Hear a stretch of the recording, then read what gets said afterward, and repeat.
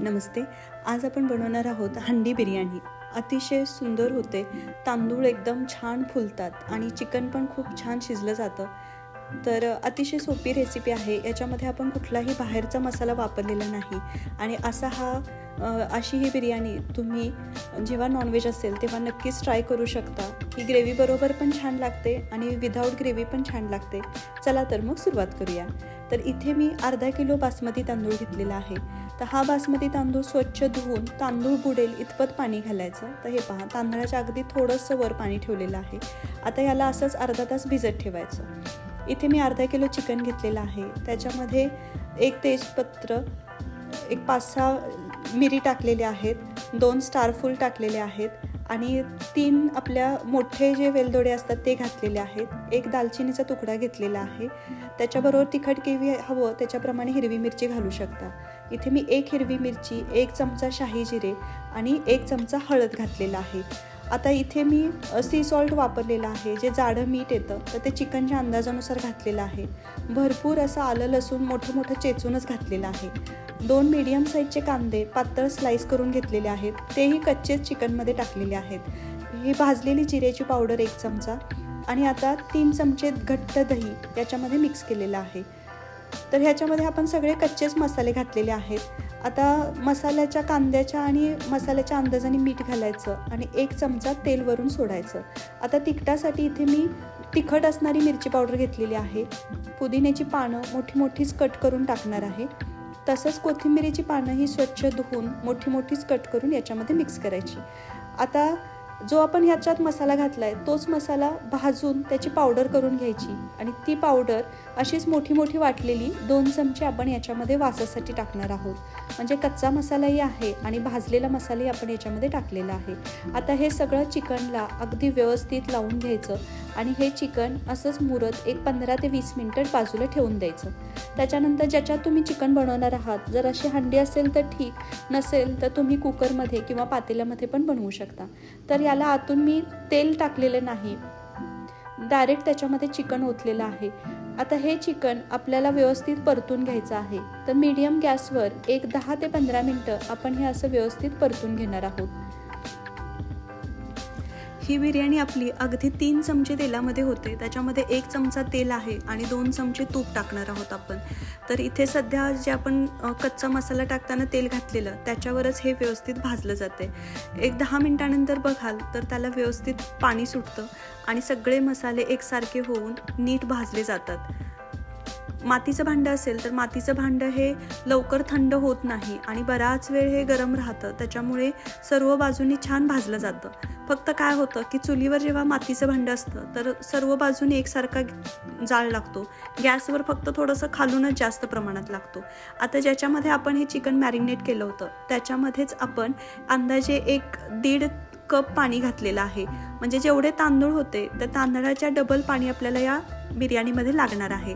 तर त्या अंदाजानुसार आत्ता आपण इथे 1.5 कप पाणी घातलेलं आहे आणि अर्धा कप जे तांदळामध्ये मुरलेलं आहे. तर हे पहा, तांदळामध्ये जे पाणी आहे ते पूर्ण सोक करून घेतलेलं आहे आणि तळाला अगदी थोडंसं पाणी शिल्लक आहे.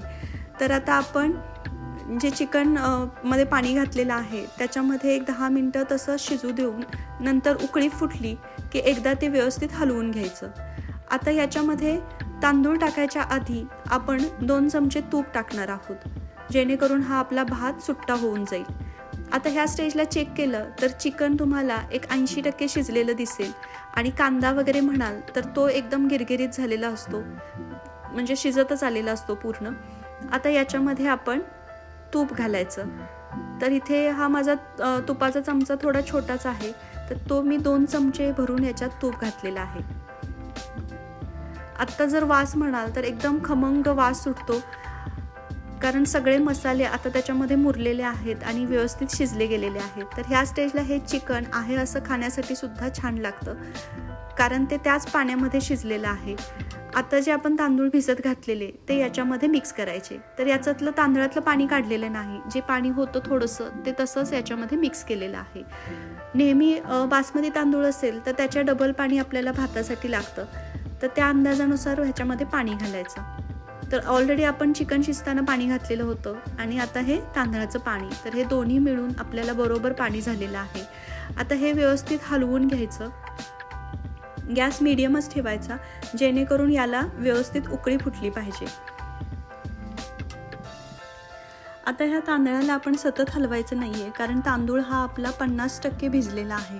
तर सतत हलवत राहिलं तर तांदळाचे तुकडे पडतात, त्यामुळे अगदी अलगद हलवायचं. तांदळाच्या अंदाजानुसार बारीक मीठ घालायचं आणि आता याला उकळी येईपर्यंत वाट बघायची. एकदा उकळी फुटली की तांदूळ पुन्हा एकदा हा बिर्याणीमध्ये हलवून घ्यायचा चिकन बरोबर. आणि आता आपण याला पूर्ण पॅक करणार आहोत. तर एकदा असं मिक्स करून घेतलं की तुम्ही याला झाकण लावू शकता. जर पातेल्यात असेल तर असे ह्या स्टेजला हलवून तुम्ही झाकण लावून तो आहे तसाच मुरू देऊन शिजू शकता. तर आता इथे मी याला झाकण लावणार आहे.